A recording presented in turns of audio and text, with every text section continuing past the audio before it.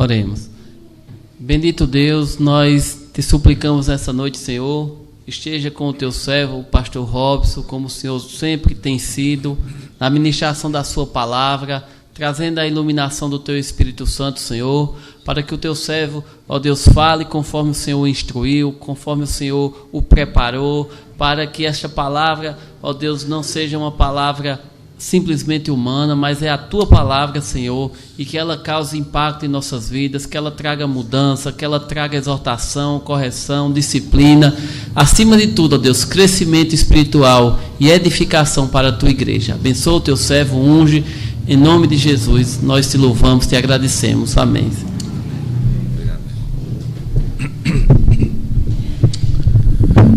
Gostaria, irmãos, de complementar um pouco da palavra do Senhor nessa noite para a nossa edificação. No Evangelho de Lucas, capítulo de número 23. Evangelho de Lucas, capítulo 23. A partir do verso de número 33. Evangelho de Lucas, capítulo 23, verso 33. Os irmãos podem permanecerem sentados, diz assim esse texto bíblico para a nossa edificação. Quando chegaram ao lugar chamado Calvário, ali o crucificaram, bem como aos malfeitores, um à direita, outro à esquerda. Contudo, Jesus dizia: Pai, perdoa-lhes, porque não sabem o que fazem. Então, repartindo as vestes dele, lançaram sorte. O povo estava ali e a tudo observava. Também as autoridades zombavam e diziam: salva os outros, a si mesmo se salve, se é de fato o Cristo de Deus, o escolhido. Igualmente os soldados o escarneciam e, aproximando-se, trouxeram-lhes vinagre, dizendo: se tu és o rei dos judeus, salva-te a ti mesmo. Também sobre ele estava esta epígrafe, em letras gregas, romanas e hebraicas: este é o rei dos judeus. Que Deus nos abençoe com essa leitura no nosso coração. Amém. Meus irmãos, o Evangelho do Senhor Jesus Cristo, ele narra para nós diversos momentos que foram cruciais para o Senhor Jesus, quando ele estava a comunicar o seu reino para as pessoas, trazer a mensagem do seu Pai a todos aqueles que careciam do seu amor e da sua misericórdia. É bem verdade também que Cristo veio ao mundo e estes não o reconheceram. Habitou entre nós e não foi desejado. Em seu nascimento não havia, irmãos, nenhuma hospedaria. Pouco tempo antes do seu nascimento, um rei chamado Herodes procurou matá-lo. Repetidas vezes, seus inimigos desejaram a sua destruição. Agora, irmãos, estava aqui o Cristo na cruz. Mesmo não tendo cometido nenhum crime, nenhum pecado, as pessoas gritavam repetidas vezes: crucificam, crucificam, crucificam. Provavelmente muitos destes foram beneficiados pelo ministério de Cristo, com a manifestação dos seus milagres, do seu poder, da sua cura e da libertação de muitos. E Jesus, irmãos, ele morreu através de uma morte que trouxe muito sofrimento. A cruz era um lugar de sofrimento e também de justiça. A cruz foi feita para os malfeitores, para as pessoas da época que tinham um comportamento inteiramente contrário aos valores morais e éticos da sociedade. Cristo nada fez e não tinha cometido nenhum pecado. E mesmo assim, ele ora por aqueles que lhe condenavam e gritava dizendo: crucificam, crucificam. Jesus Cristo, irmãos, ele, como diz esse texto, estava orando pelos seus inimigos. E ele dizia: Pai, perdoa-lhes, porque eles não sabem o que fazem. Nesse texto, irmãos, está implícita a ideia errada de que Cristo não podia salvar a si mesmo. E as pessoas pensavam que Jesus não tinha o poder de sair daquela cruz. Pensavam que era a fraqueza que o mantia ali cravado na cruz, mas ali, irmãos, ele estava levando os nossos pecados, ali ele estava levando as nossas enfermidades, ali ele estava levando a nossa condenação pelos nossos erros, pelos nossos pecados. Irmãos, as pessoas não conseguem mensurar o que significou esse gesto, essa atitude do Cristo, quando ele veio aqui, irmãos, habitou entre nós, se humanizou, nasceu da Virgem Maria. Irmãos, ele foi morto e ele foi crucificado. Há um grande comentarista chamado Hengert que ele diz algo muito interessante. Ele diz: na verdade, era o poder do seu amor, o amor pelos outros, para que os pudesse salvar, sacrificando-se a si próprio como seu substituto. Irmãos, foi exatamente isso que o nosso Cristo fez por nós. Quando ele vai ali àquela cruz, quando ele trilha aquele caminho do Gólgota, quando ele traz sobre si cada um dos nossos pecados, cada uma das nossas enfermidades, e o Senhor Jesus pagou um preço com o seu sangue para nos redimir, para nos salvar e para transformar completamente a nossa vida. Amados, só aqueles que são de Cristo conseguem efetivamente compreender essa mensagem do Cristo ressurreto, daquele que foi à cruz para levar cada um dos nossos pecados. E essa mensagem, irmãos, ecoa sobre o mundo há mais de 2000 anos.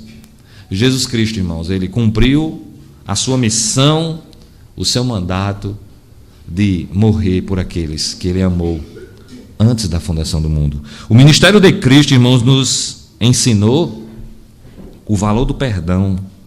E eu gostaria de, nessa noite, irmãos, compartilhar um pouco do eco desta oração que o Salvador fez.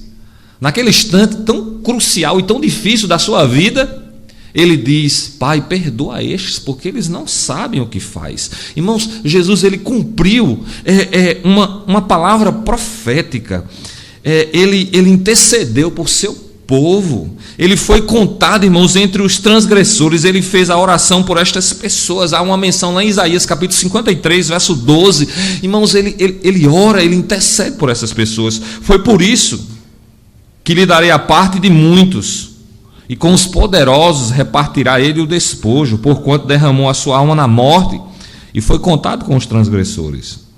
Mas ele levou sobre si o pecado de muitos, intercedeu pelos transgressores. Amados, esse capítulo ele nos ensina diversas lições que a gente precisa parar e pensar. Não é fácil orar por quem nos persegue, não é verdade? Jesus pode nos deixar, irmãos, um grande legado. Ele perdoou as pessoas. Ele diz: Pai, perdoa estes, porque eles não sabem o que fazem. Nós também, irmãos, precisamos aprender com o nosso Cristo, de que nós precisamos perdoar também aqueles que nos perseguem. Que a gente precisa ter um coração misericordioso, de compaixão, de amor por aqueles que estão caminhando para a matança sem nenhuma esperança nos seus corações. Nós não devemos, na nossa vida como cristãos, guardar mágoas, ressentimentos. Precisamos entender que o perdão é uma fonte que reconcilia. É uma fonte de amor. Se Cristo nos perdoou, devemos também perdoar todos aqueles que nos perseguem. Amém? Aqui vemos Jesus se identificando com o seu povo. Jesus tinha perdoado as pessoas. Jesus tinha em seu ministério, irmãos, manifestado o poder do seu Pai na vida de muitos que estavam ali sofrendo, que estavam padecendo, que estavam vivendo momentos de luta e dificuldade. Há uma menção, irmãos, no Evangelho, lá em Mateus capítulo 9, verso 2, que o Senhor, ele cura aquele paralítico. Jesus, vendo a fé deles, disse ao paralítico: Filho, tem bom ânimo, perdoado-te são os teus pecados. Irmãos, o Senhor Jesus tinha a autoridade do Pai, o poder para perdoar o pecado das pessoas. para salvar e redimir aqueles corações. E em muitos e muitos momentos do seu ministério, ele manifestou o poder e as maravilhas do seu Pai. Em outro momento, irmãos, ele visita aquela mulher na casa de Simão, está lá em Lucas capítulo 7, verso 48, e disse a ela: os teus pecados te são perdoados. Isso era algo, irmãos, que o povo judeu e que todos aqueles religiosos da época não conseguiam compreender. Mas ele tinha essa autoridade do Pai para fazer isto. Aqui ele pede que o seu Pai perdoe, mesmo, irmãos, tendo recebido a autoridade também para perdoar os pecados.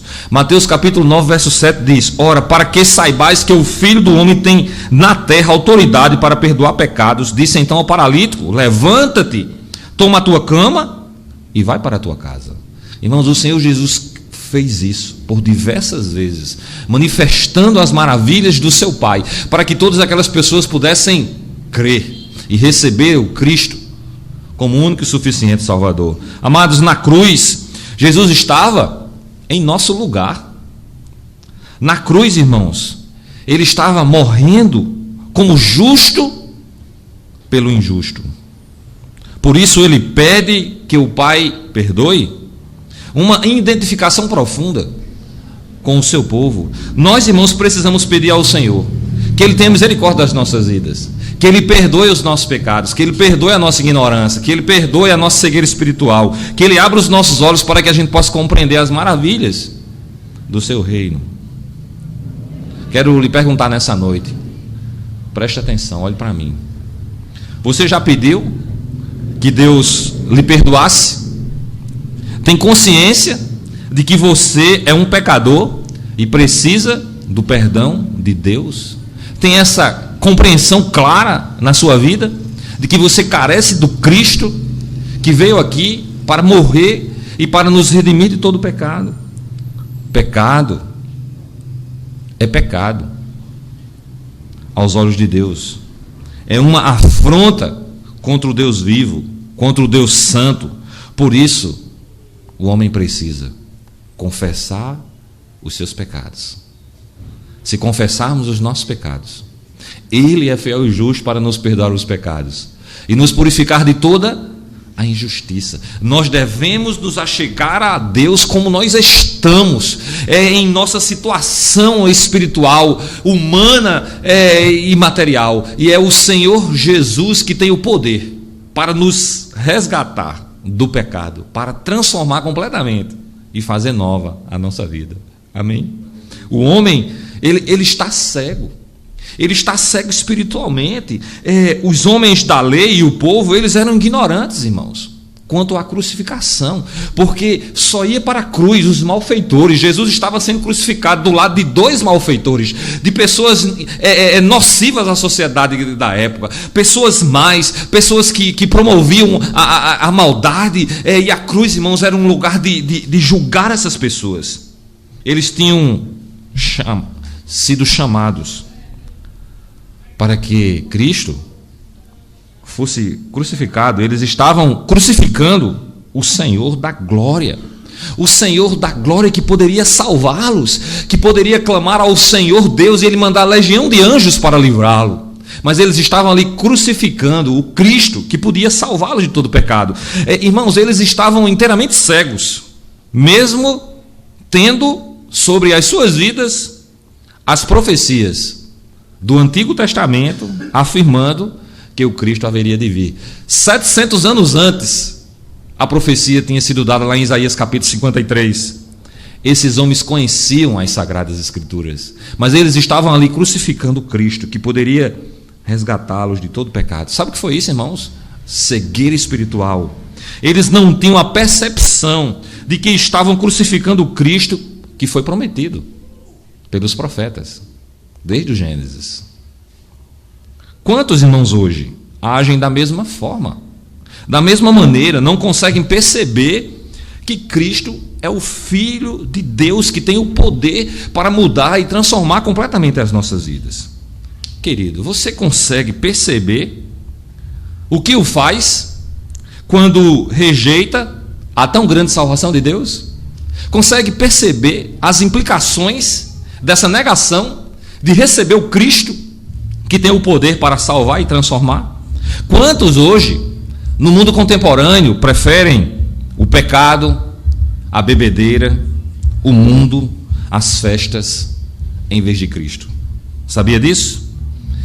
As pessoas não conseguem mensurar o que significa rejeitar aquele que pode nos salvar. Que pode nos salvar, irmãos, de uma condenação eterna. Que tem o poder para transformar completamente as nossas vidas e fazer a nossa vida nova. As pessoas não conseguem entender isso.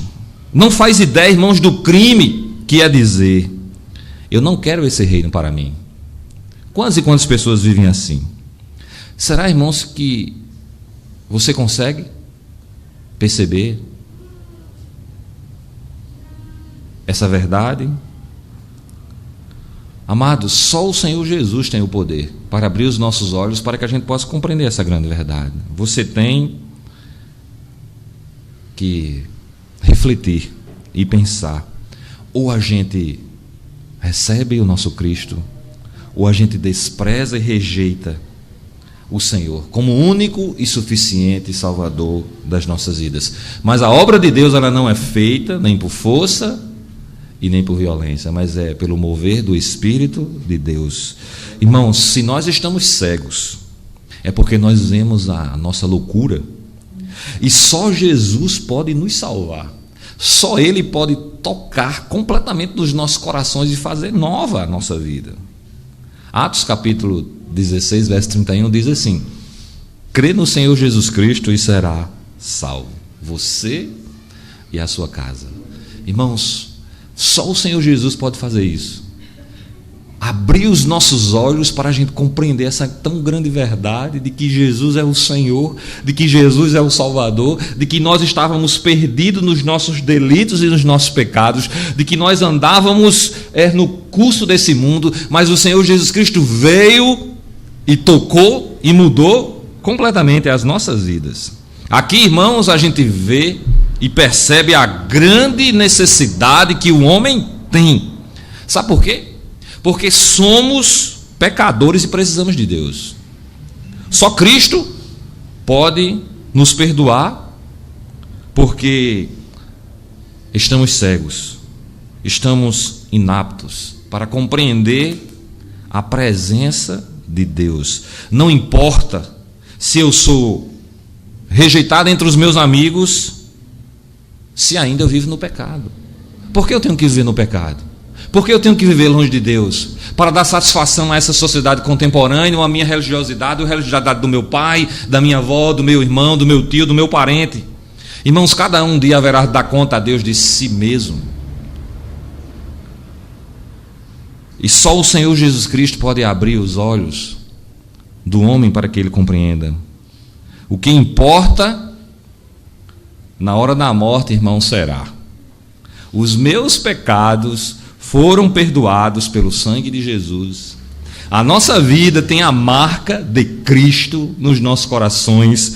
Irmãos, nós precisamos entender isso, que só aqueles que adentrarão para uma vida eterna com o Senhor Jesus é aqueles que receberam o perdão dos seus pecados, aqueles, irmãos, que compreenderam a mensagem do Cristo crucificado, aqueles que receberam Jesus como o único e suficiente Salvador. Irmãos, essa é a grande verdade. E às vezes as pessoas estão envolvidas com um mundo de religiosidade, especialmente no nosso país, onde nós temos a liberdade de ir e vir, mas quantas e quantas pessoas não conseguem compreender essa mensagem profunda do Evangelho de Cristo, que o homem precisa confessar os seus pecados, que o homem precisa se render ao senhorio de Cristo, para que a sua vida seja transformada completamente pelo poder do Evangelho, que só Cristo pode fazer isso, de convencer o homem e transformar completamente sua vida. Quero terminar, irmão, essa palavra dizendo que aqueles que crucificaram o Salvador, eles não sabiam o que estavam fazendo. Eles ficaram, irmãos, do outro lado e eles gritaram: crucificam. Foi uma grande multidão, irmãos. Eles ainda repartiram as suas vestes. Segundo o costume, eles levaram, irmãos, para casa depois e ainda lançaram sorte sobre aquelas vestes de Jesus. Quantos, irmãos, daqueles que levaram o Calvário para a sua própria casa, Umas poucas roupas, irmãos, do Cristo, eles levaram para o seu próprio lar. Para aqueles soldados, irmãos, e o povo, não houve corações pertinentes, não houve vidas transformadas, não houve nenhum Salvador.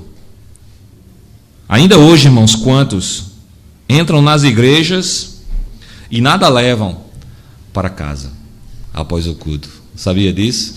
Quantos não conseguem compreender essa mensagem profunda do Evangelho de Jesus, de que os homens precisam confessar os seus pecados, de que os homens precisam ter uma vida redimida pelo poder do Evangelho? Irmãos, quantos e quantos estão muitas vezes inseridos num contexto de religiosidade, mas eles estão cegos, eles não conseguem compreender a grandeza do Evangelho, a grandeza de Cristo. Irmãos, essas perguntas, elas precisam penetrar, permear o nosso coração, para que a gente, irmãos, pense sobre a nossa vida. Quantos não conseguem enxergar essas verdades do Evangelho de Cristo? Quero lhe perguntar nessa noite, olhe para mim. Isso também ocorre com você? Você está cego? Se você está, eu lhe digo nessa noite, peça perdão a Deus. Se você tem pecado contra Deus, o perdão de Deus, irmãos, é a maior dádiva que o homem pode receber. Amém? É a maior bênção que o homem pode receber na sua vida, é receber o perdão dos pecados. Por isso eu quero lhe dizer nessa noite, receba esse perdão, receba esse Cristo ressurreto, que veio morrer no nosso lugar. Irmão, só Ele pode perdoar os nossos pecados, só Ele pode transformar completamente a nossa vida. Essa é a razão da igreja, irmãos, de que o homem precisa entender essa verdade profunda do Evangelho. Por isso, irmãos, Ele disse àquelas pessoas: Pai, perdoa-lhes, porque esses não sabem o que fazem. Irmãos, e o Senhor Jesus intercede por aquele grupo enorme que estava ali, irmãos. Quando Jesus estava levando os pecados, quando Jesus estava levando as enfermidades, as pessoas não estavam entendendo isso. E eles diziam: crucificam, crucificam. Porque a cruz, irmãos, significava ali o fim de tudo. A cruz, irmãos, significava anular as pessoas, acabar com a vida das pessoas completamente. Mas não foi isso que aconteceu com o nosso Cristo. Ele ressuscitou, Ele venceu a morte, Ele venceu o pecado, Ele morreu, irmãos, ali na cruz para nos salvar e transformar completamente a nossa vida. Então, entender essa mensagem da cruz é a maior bênção, irmãos, que o homem mortal pode compreender. Jesus como Senhor, Jesus como Salvador. E foi isso, irmãos, que Ele veio anunciar para nós. E que possamos entender e compreender essa mensagem do nosso Cristo, de que o homem realmente precisa confessar os seus pecados, entregar a sua vida a Jesus, para que Ele mude completamente o nosso coração.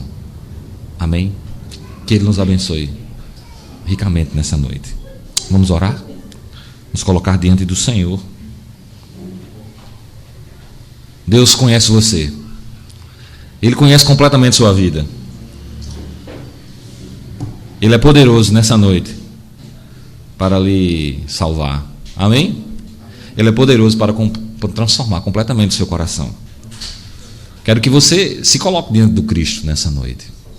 Se você carece desse perdão, se você carece dessa misericórdia, se você entende nessa noite essa mensagem de que você precisa se render ao senhorio de Cristo, de que você precisa entregar a sua vida a Ele para que a sua vida seja nova e transformada pelo poder do Evangelho, que nessa noite você possa dizer: Senhor Jesus, tem misericórdia de mim, perdoa os meus pecados, me salva, me liberta do pecado, me liberta da religiosidade, me liberta de todas as coisas que podem me prender. Eu quero, Senhor, eu quero ter uma vida nova, uma vida transformada pelo poder do Teu Evangelho. Se nessa noite você consegue enxergar isso, que você possa orar e dizer ao Senhor Jesus: Senhor, muda a minha vida, transforma o meu coração, faz nova a minha vida, Senhor, eu me rendo a Ti.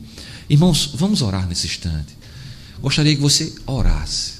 Se você se sente assim, carente do amor e da misericórdia de Deus, que você nessa noite possa fazer essa oração, aí onde você está, amém? Porque o Senhor é poderoso, Ele conhece o nosso deitar e o nosso levantar, Ele prescruta o mais profundo do nosso coração.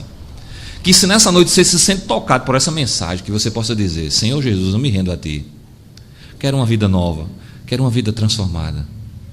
pelo poder do Evangelho. Te peço, meu Deus, meu Cristo, que Tu perdoe os meus pecados. Vamos orar então?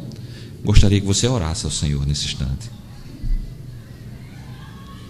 Senhor amado, nós estamos diante de Ti nessa noite. Tua palavra que é viva e eficaz e que penetra profundamente ao nosso coração.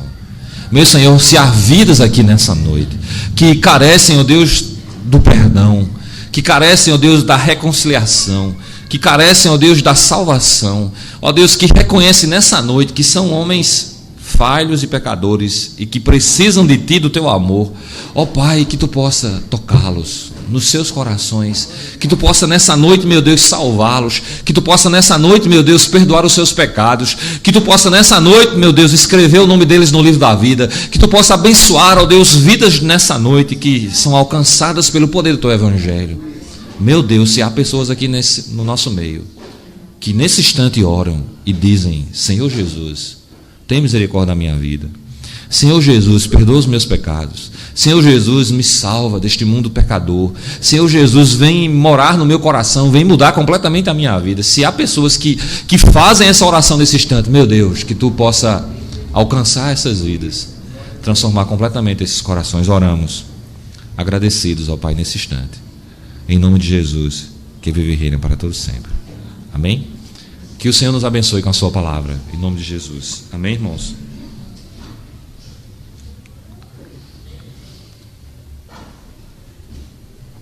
Nós vamos compartilhar um pouco da mesa do Senhor nessa noite. Eu costumo dizer, irmãos, que é uma bênção muito grande a gente poder desfrutar deste momento tão especial e significativo para as nossas vidas. E eu quero convidar os irmãos a abrirem as suas Bíblias no Evangelho de Mateus, capítulo de número 26.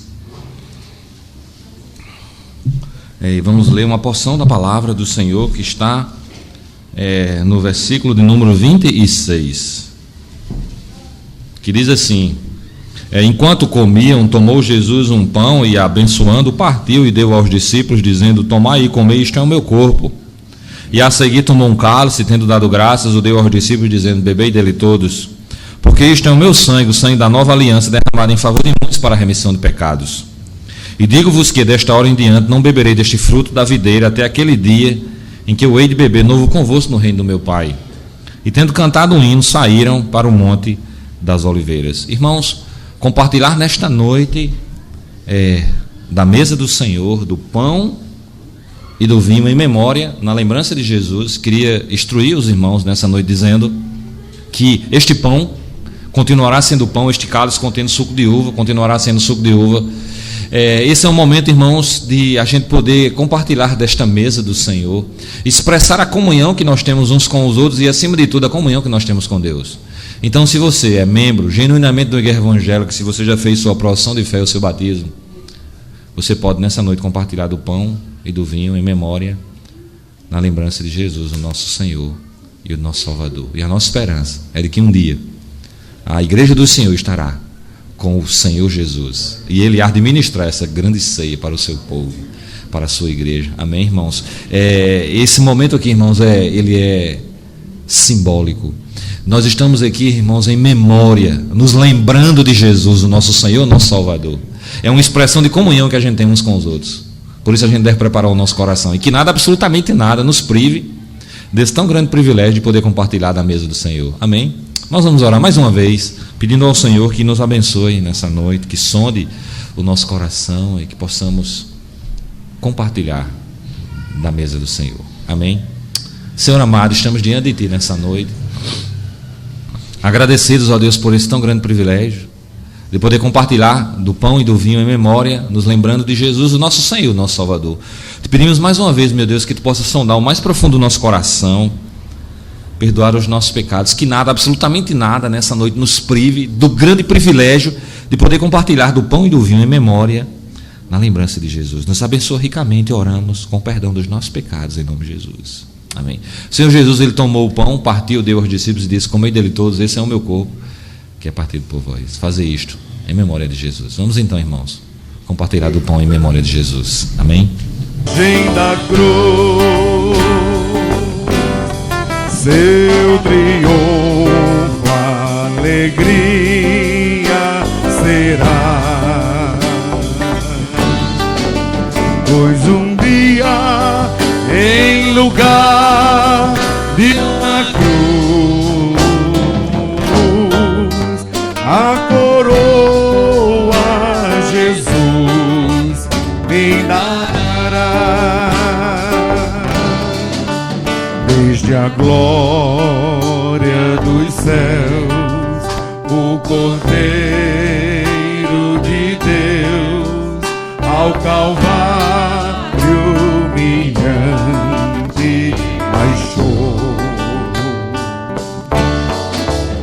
Nessa cruz para mim há mistério sem fim, porque nela Jesus me salvou. Sim, eu amo a mensagem da cruz, seu triunfo, alegria será, pois um dia em lugar de uma cruz a coroa Jesus me dará.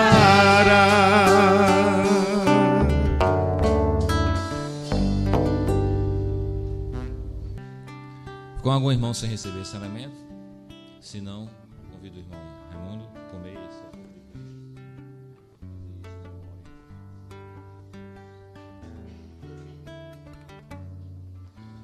Meus queridos irmãos, semelhantemente depois de cear, o Senhor Jesus tomou o cálice e disse: esse é o cálice da nova aliança do meu sangue. Irmãos, este cálice contendo suco de uva, ele simboliza para nós o sangue de Jesus, que foi derramado e vertido naquela cruz, para que os nossos pecados fossem perdoados. Ao compartilhar do cálice, nós estaremos nos lembrando de que foi necessário que o nosso Cristo derramasse o seu sangue para nos redimir de todo o pecado. Amém. Bebei do cálice do Senhor em memória de Jesus. Queria convidar o presbítero Vanderlei em disponibilidade para nos ajudar aqui nesse instante.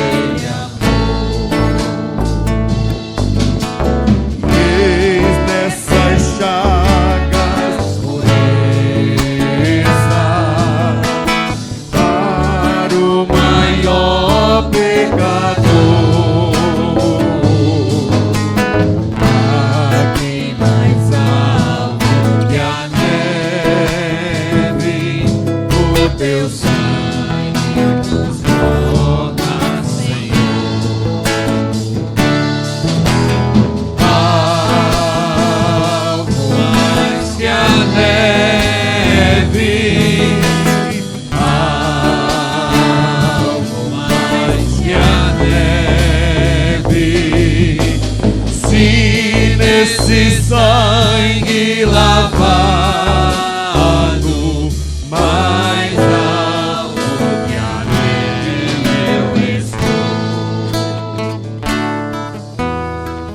Prazer de ver novas vidas sendo acrescentadas à tua igreja, Senhor, através do batismo, através da profissão de fé, através, ó Deus, da comunhão, sendo membrados aqui para conosco somar. Te agradecemos, sabemos, ó Deus, que isso é o fruto do teu agir, do teu atuar, do teu espírito, que é o Senhor quem converte, quem faz a obra, quem traz, não somos nós. Te louvamos por isso. Te agradecemos, Senhor, por tudo que nos proporcionaste. Te pedimos, te suplicamos, ó Pai, ser conosco durante essa semana, dar uma semana de bênção a cada um aqui no trabalho, no lar, no estudo, em tudo que fizermos. Abençoa o pastor Robson, sua família, no retorno para o lar, abençoa na estrada, na viagem de volta para casa. Leva-nos em paz, Senhor, ser conosco, nos ajuda a viver, ó Deus, a santidade em todos os dias da nossa vida. No nome de Jesus, amém. Queria parabenizar aqui a igreja, né? Porque ficou linda aqui a igreja, né? Tudo bonitinho, pintadinho. Não posso deixar de fazer esse registro, né? Ficou bacana mesmo, bom gosto dos irmãos. Sei que foi o trabalho da igreja, as contribuições dos irmãos, o envolvimento de cada um, e que Deus abençoe. Em nome de Jesus. Amém. Que a graça e a paz, que o amor do Senhor, o poder e as doces consolações do Espírito Santo seja sobre nós e a igreja do Senhor, hoje e sempre. Amém.